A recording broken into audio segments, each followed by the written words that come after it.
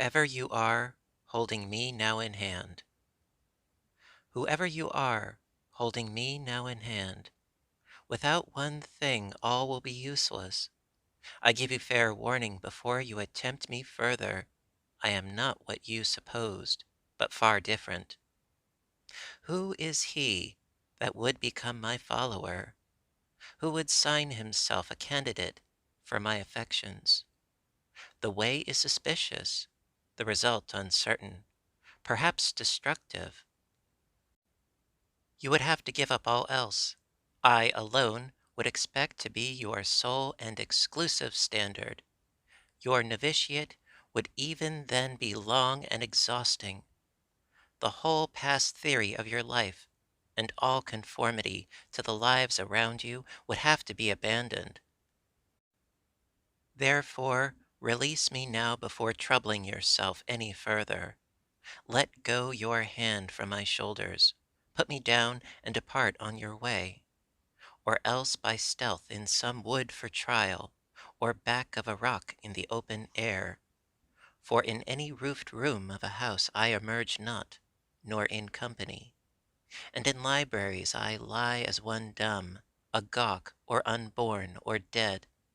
But just possibly with you, on a high hill, first watching lest any person for miles around approach unawares, or possibly with you sailing at sea, or on the beach of the sea, or some quiet island. Here to put your lips upon mine, I permit you, with the comrade's long-dwelling kiss, or the new husband's kiss, for I am the new husband, and I am the comrade. Or if you will, thrusting me beneath your clothing, where I may feel the throbs of your heart, or rest upon your hip. Carry me when you go forth over land or sea, for thus merely touching you is enough, is best, and thus touching you would I silently sleep and be carried eternally. But these leaves conning you, con at peril, for these leaves and me you will not understand. They will elude you at first, and still more afterward. I will certainly elude you, even while you should think you had unquestionably caught me. Behold, already you see I have escaped from you. For it is not for what I have put into that I have written in this book, nor is it by reading it you will acquire it.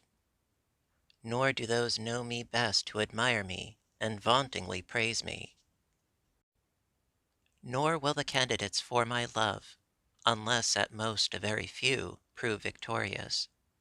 Nor will my poems do good only. They will do just as much evil, perhaps more. For all is useless without that which you may guess, at many times, and not hit, that which I hinted at. Therefore release me, and depart on your way. For you, O democracy, come, I will make the continent indissoluble. I will make the most splendid race the sun ever shone upon. I will make divine magnetic lands, with the love of comrades, with the lifelong love of comrades. I will plant companionship thick as trees along all the rivers of America, and along the shores of the great lakes, and all over the prairies. I will make inseparable cities, with their arms about each other's necks, by the love of comrades, by the manly love of comrades. For you these from me, O democracy, to serve you, ma femme. For you, I am trilling these songs. These I singing in spring. These I singing in spring collect for lovers, for who but I should understand lovers, and all their sorrow and joy? And who but I should be the poet of comrades? Collecting, I traverse the garden, the world, but soon I pass the gates. Now along the pond side, now wading in a little, fearing not the wet. Now by the post and rail fences, where the old stones thrown there, picked from the fields, have accumulated. Wild flowers and vines and weeds come up through the stones and partly cover them. Beyond these I pass. Far, far in the forest, or sauntering later in summer, before I think where I'll go. Solitary, smelling the earthy smell, stopping now and then in the silence. Alone I had thought, yet soon a troop gathers around me. Some walk by my side and some behind, and some embrace my arms or neck. They the spirits of dear friends, dead or alive, thicker they come, a great crowd, and I in the middle, collecting, dispensing, singing, there I wander with them, plucking something for tokens, tossing toward whoever is near me. Here, lilac, with a branch of pine. Here, out of my pocket, some moss which I pulled off a live oak in Florida as it hung trailing down. Here, some pinks and laurel leaves, and a handful of sage. And here what I now draw from the water, waiting in the pond side. Oh, here I last saw him that tenderly loves me, and returns again never to separate from me. And this, oh, this shall henceforth be the token of comrades. This calamus root shall interchange it youths with each other. Let none render it back. And twigs of maple, and a bunch of wild orange and chestnut, and stems of currants and plum blows, and the aromatic cedar. These I compassed around by a thick cloud of spirits, wandering, point to or touch as I pass, or throw them loosely from me, indicating to each one what he shall have, giving something to each. But what I drew from the water by the pond side, that I reserve. I will give of it, but only to them that love as I myself am capable of loving. Not heaving from my ribbed breast only. Not heaving from my ribbed breast only.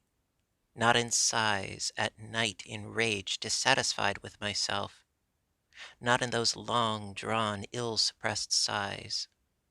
Not in many an oath and promise broken. Not in my wilful and savage soul's volition. Not in the subtle nourishment of the air. Not in this beating and pounding at my temples and wrists. Not in the curious systole and diastole within which will one day cease. Not in many a hungry wish told to the skies only. Not in cries, laughter, defiances thrown from me when alone far in the wilds. Not in husky pantings through clenched teeth. Not in sounded and resounded words, chattering words, echoes, dead words. Not in the murmurs of my dreams while I sleep, nor in the other murmurs of these incredible dreams of every day, nor in the limbs and senses of my body that take you and dismiss you continually. Not there. Not in any or all of them, O adhesiveness, O pulse of my life.